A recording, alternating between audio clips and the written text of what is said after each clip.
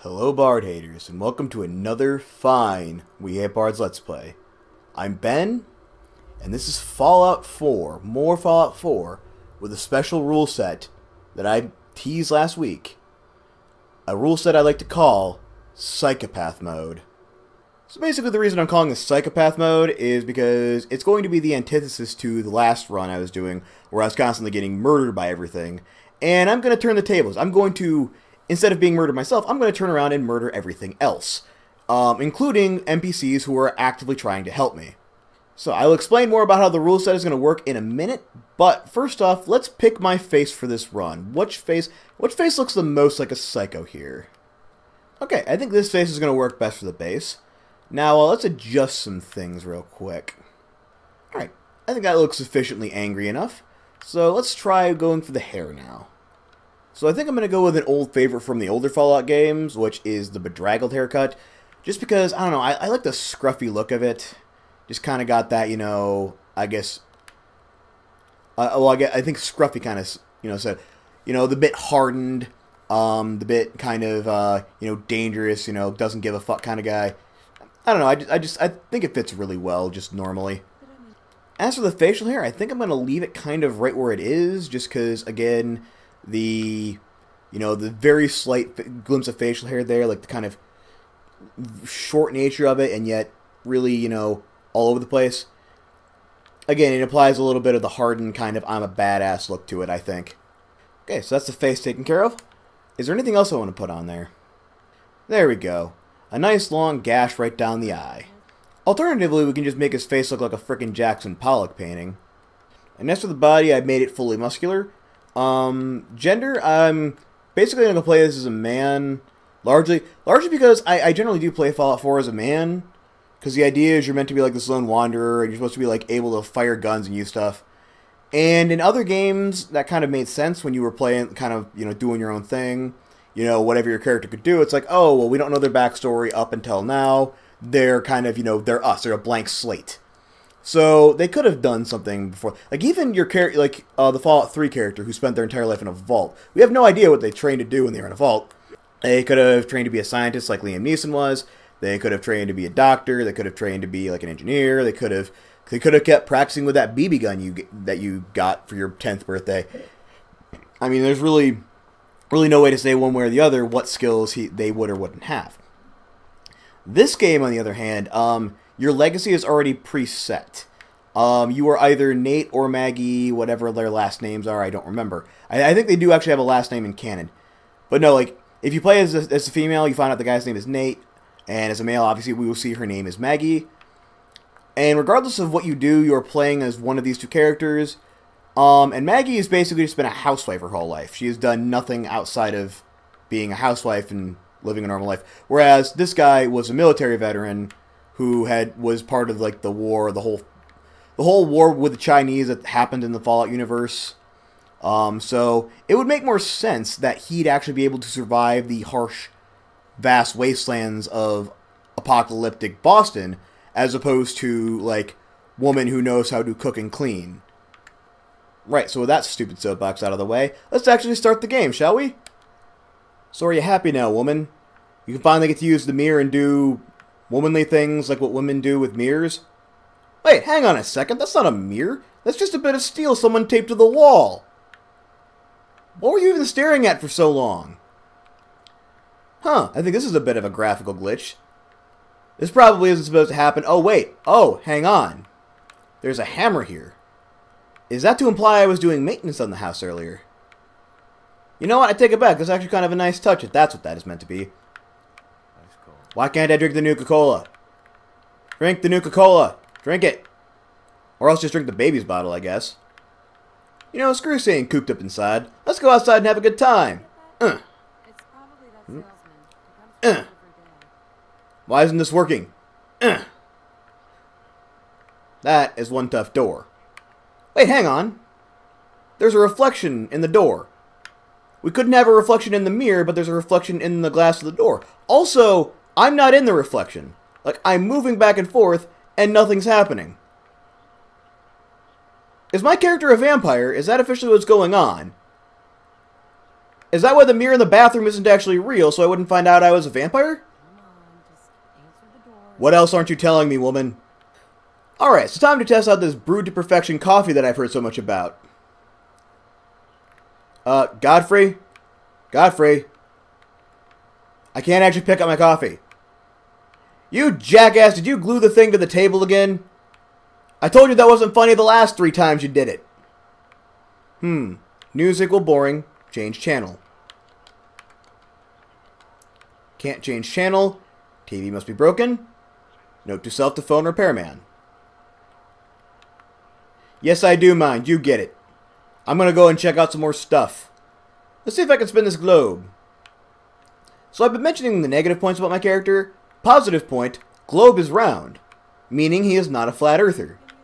So, you know, there's one thing. Alright, I guess it's time to stop screwing around and actually advance the plot a little bit. Yes, hello, Paul Eiding. Look, it doesn't matter how bright yellow your stupid fedora and jacket are, I still haven't gotten over the fact that you tried to screw over Solid Snake 20 years ago. Well, it looks like the text isn't showing up again, so apparently the issues that plagued my Fallout 4 survival mode run are going to continue in this one. Can I walk away while he's doing this? Bye-bye! Let's hide in the bathroom while he's talking. Yeah, sure. Hey, why don't you come inside and check out my not mirror? Wait, so I can actually... Can I actually tell this guy to, like, go away and avoid doing this? I'm gonna actually try and play this out. Let's go. No! I hate... Dude, I was in the military. Paperwork sucks. Okay, so apparently you can actually skip this. At the end of the day, your wife just, dicks you into doing it anyway. All the more reason to want her dead. But, I'm sure we'll get to that eventually. So as for the name, I'm assuming that since this guy really doesn't want to actually do the survey, I'm just going to type the first thing I think he would say, which would be this. So yeah, I can only imagine he screamed that at Mr. Paul Eiding over there, to try and get him to leave as one last ditch effort. And, then the rest of this is just him speculating.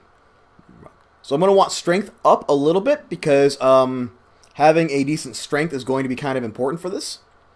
Perception, I'm going to put at 3, because, you only really need perception at 4, I found out.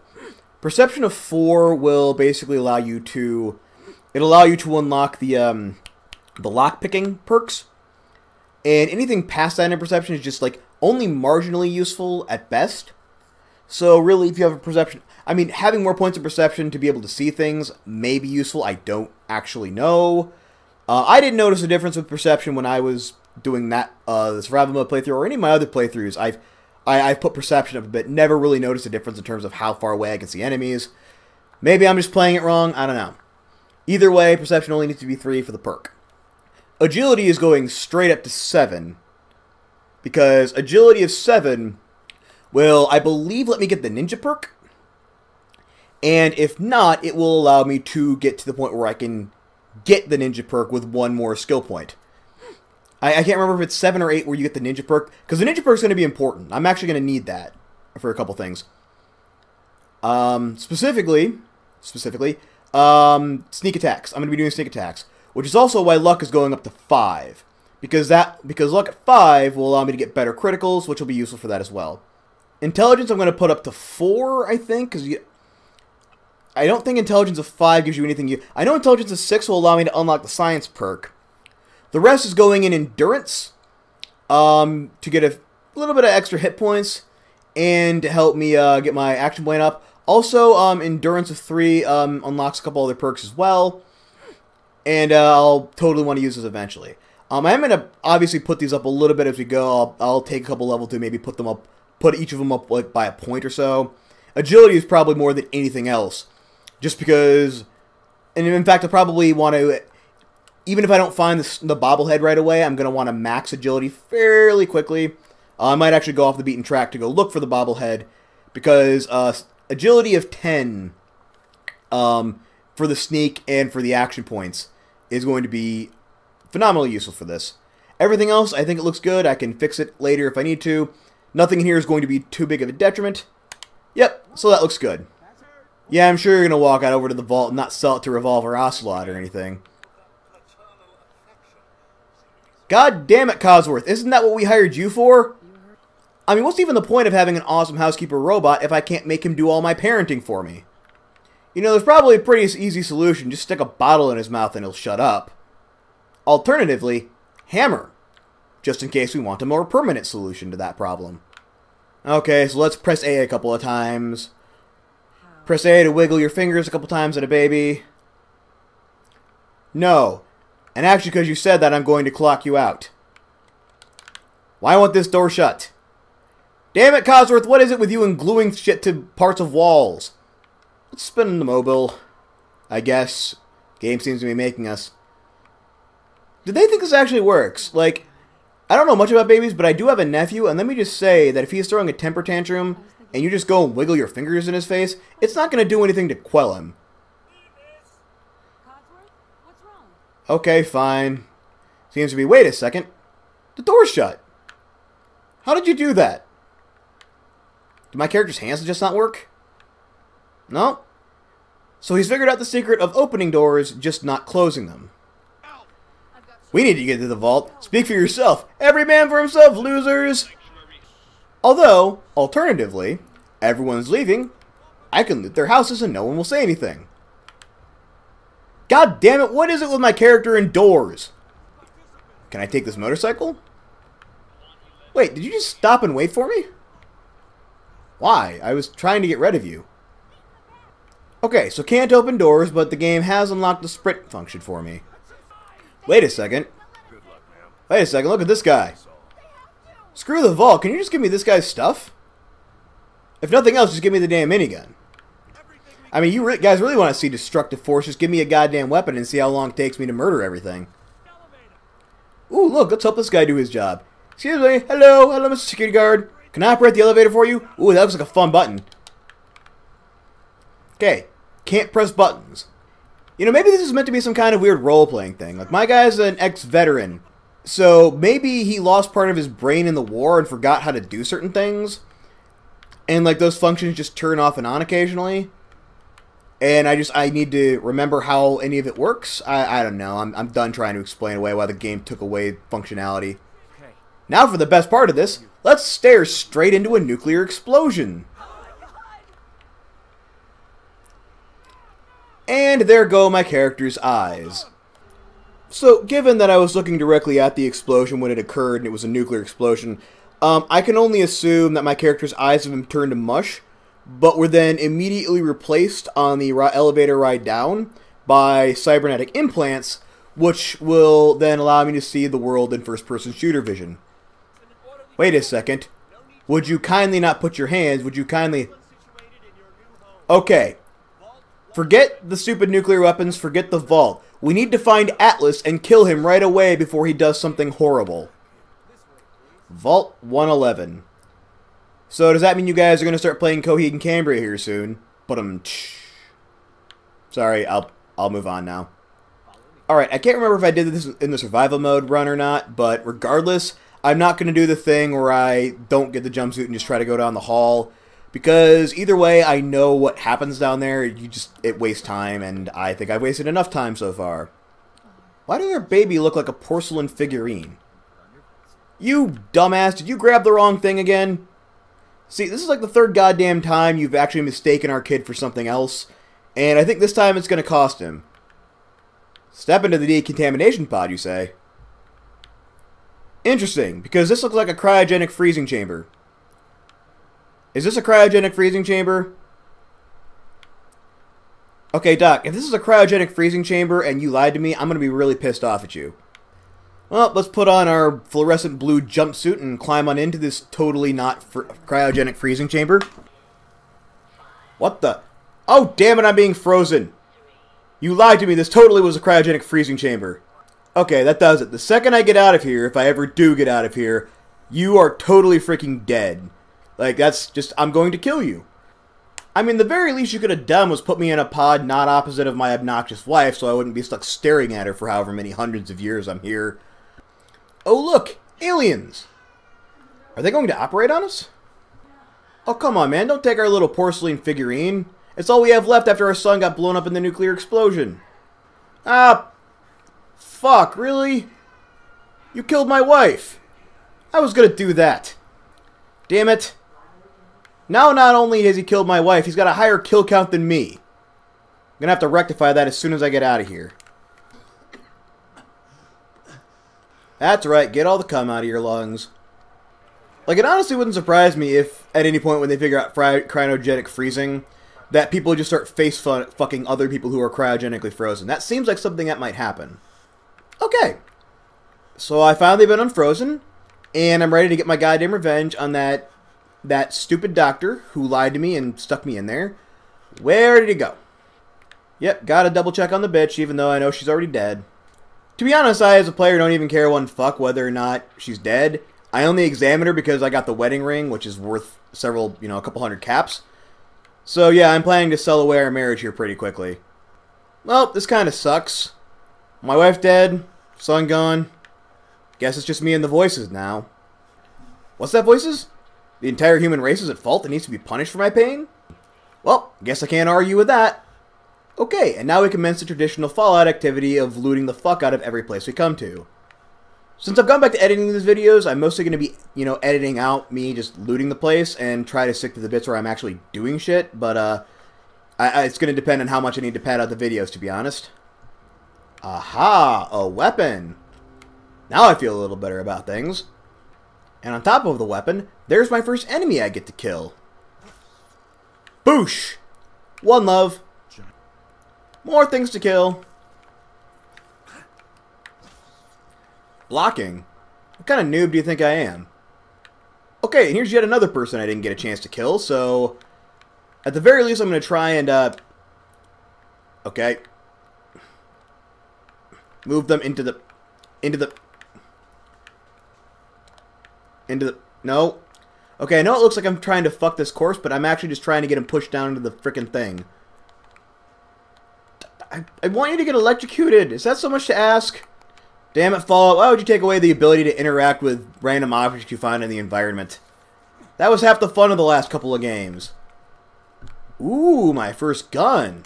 Now we're talking. Unfortunately, I'm not yet allowed to have this particular gun, but don't worry, I will come back for this later, and I'm totally looking forward to that. Oh, crap. Is this the doctor who locked me in the damn freezing chamber? Son of a bitch, now I can't get my revenge. Well, I guess I can still pretend I got my revenge. There, take that. And that as well. Oh, it's just not the same. Man, I seriously hope the outside world is ready for this, because the second I get out, I gotta let off some serious steam. So you're supposed to use a gun for this bit, but I find it way easier to just not waste the damn ammo and do this. And, like, I got hit twice and all of that, so, what was even the point? There's another rad roach. At the very least, we know my guy is skilled at killing rad roaches. Yet another doctor. I'm not sure, again, if it was this doctor or the other doctor who locked me in, but I'm going to make sure either way. And in honor of all the rad roaches we've killed, we apparently now have managed to find ourselves a Pip-Boy. Although, my understanding is that's not really how Pip-Boys are supposed to work. Like, once they're on your arm, they're kind of on there. Like, this one just looked like it clipped on. There was nothing actually done to the skin. And at long last, we can finally emerge into the outer world and actually see what things look like. Oh, but first we have one little hair fracture to the immersion, where it asks us if we want to change anything we've done so far. We don't. Bye-bye, Vault 111. Ah, Sanctuary Hills. Never looked better.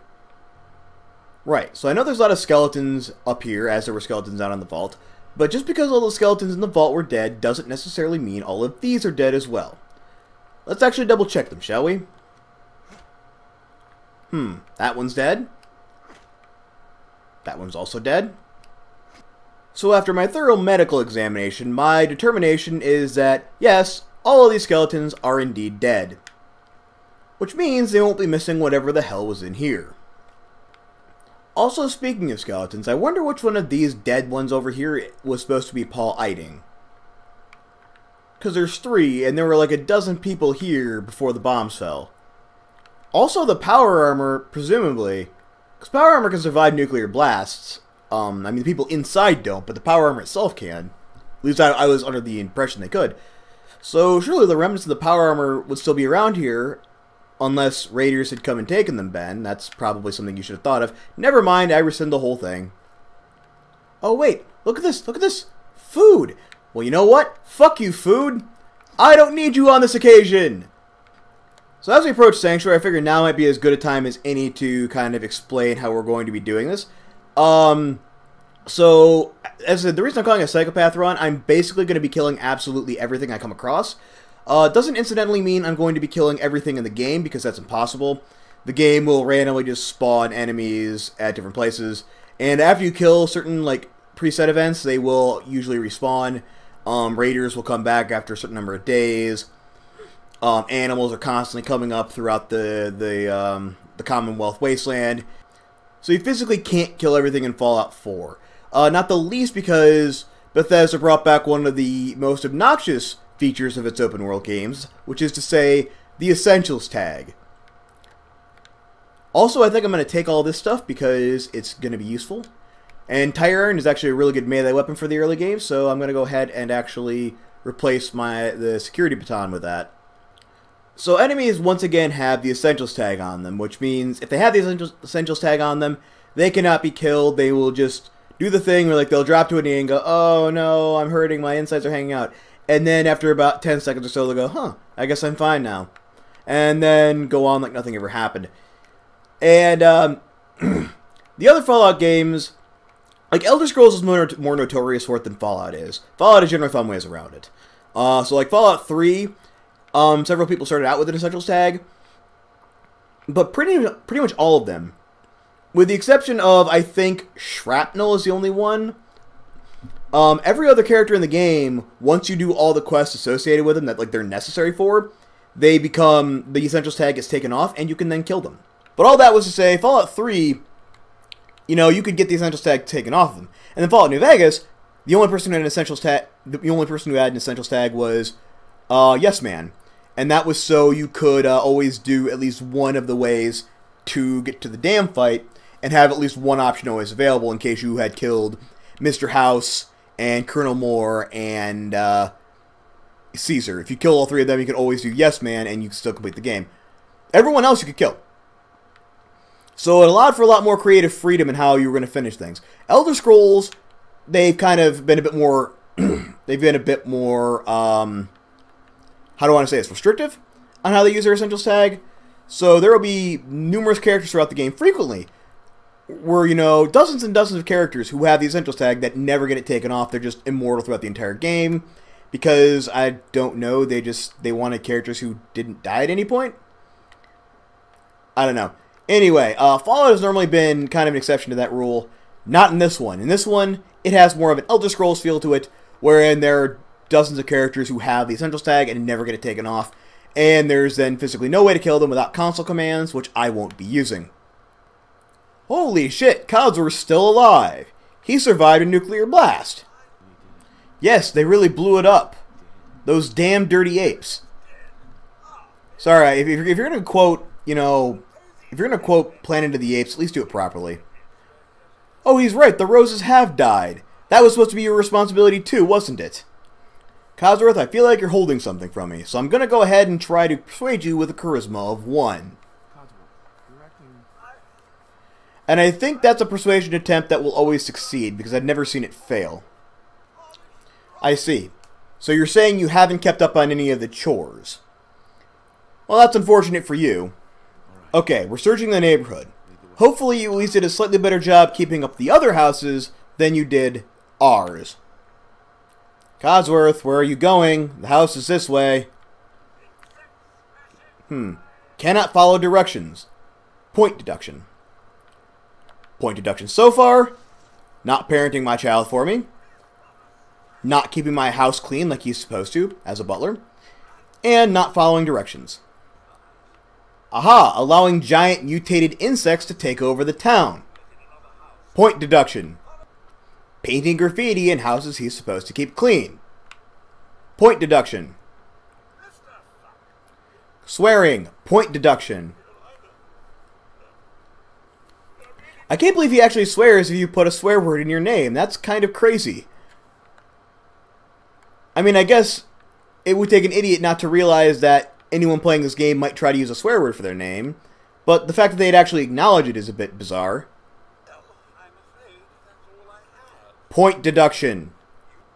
Okay, staying here and securing the home front. Well, to be honest, you haven't done a terribly great job of that so far, given that giant flies have inhabited most of the houses. Also, you didn't even bother to check, there were also rad roaches over there that I killed earlier. Alright, Cosworth. You and I need to have a little bit of a talk. You see, when I hired you as my robo-butler, or purchased you or whatever the hell I did, I was kind of under the impression you'd actually do butlering. But given all the lack of care I've seen, I mean, hell, that house is completely collapsed over there, it seems to me that you're not really good at your job and have no business doing it.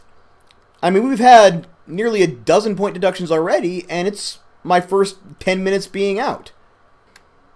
I'm afraid in the New World Order, in which I murder most of the population, if not all of it, there really is no room for screw-ups like that. So, we're going to have to make some changes. And I'm sorry, Cosworth, it really pains me to do this, but you're fired. Well, I can say whatever I want about your other faults, but the one thing I cannot say is that you're weak, because goddamn is this taking quite a few hits. Ah, wait, did I kill him?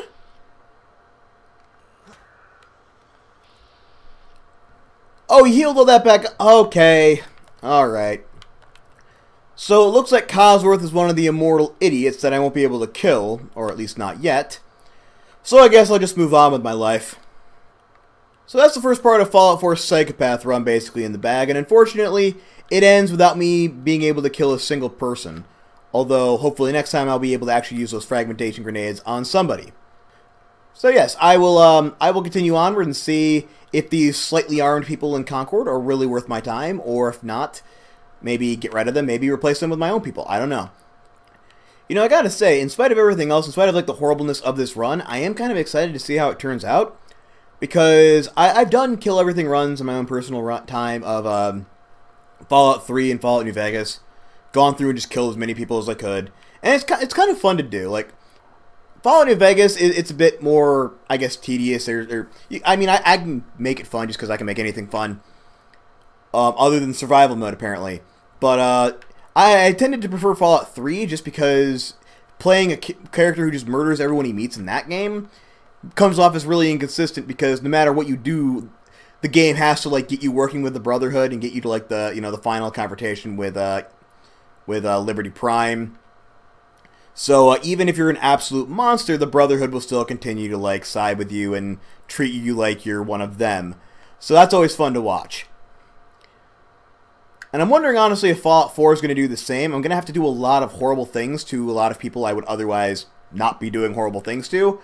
And I don't really know how it's going to go. I've not actually done I've not done a test play of this other than like a little bit to kind of gauge like certain NPCs whether or not they're immortal or not. I've tried like a couple other playthroughs, I wonder if I can kill this guy. I've had moments like that, but I don't know of the larger game. I don't know which of them are going to be immortal and which not, especially because I haven't really gotten that far in my other playthroughs. So I have no idea how far in this game, or how far in the game I'll be able to get, how many people I'll actually be able to kill, the ways in which I'll be able to kill. I'm just going to kind of be flying from the seat of my pants and what little I know about the game.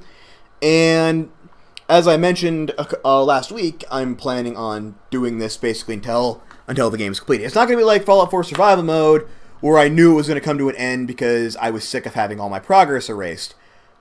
This is actually, because the nice thing is I can actually quick save now. So I can like press, and you can quick save using the keyboard I think as well. So like, F9, I think it's F5, F9, which I won't be using because F9 is the start and stop recording button for me. So yes, all that to say, I'm going to be taking this as far as I can go. I'm going to at least get through the main game, probably try and do a lot of the side stuff as well. And we will see what percentage of the Commonwealth Wasteland I can actually get dead. But for now, it's been quite enough for this part, so thanks as always for watching, guys. I was Ben, and this was Fallout 4 Psychopath Run. See you next time, everyone.